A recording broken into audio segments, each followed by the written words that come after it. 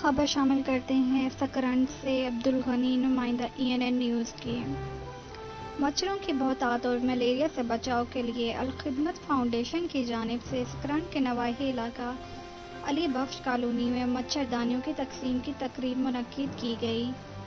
اس موقع پر گفتگو کرتے ہوئے الخدمت سکرنٹ کے صدر کنور راشد مکرم نے کہا کہ اسلام نے انسانیت کی خدمت کو افضل ترین عبادت قرار دیا ہے، جبکہ والدین، بہن بھائی، رشتہ داروں اور اہل محلہ کی خدمت کو مومن کی نشانیاں قرار دے کر واضح کر دیا ہے کہ اسلامی ہدایات پر عمل درآمد ہی دراصل انسانیت کی فلاح و بہبود کی ضامن ہے۔ اس موقع پر 50 مستحق ترین خاندانوں میں ڈبل سائز کی مچھردانیاں تقسیم کی گئیں۔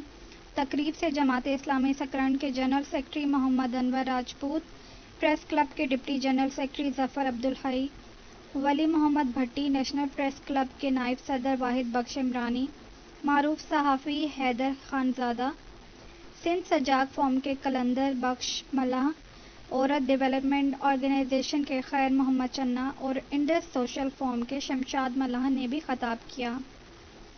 ENN نیوز رپورٹر عبدالغنی مکسی، سکرنٹ۔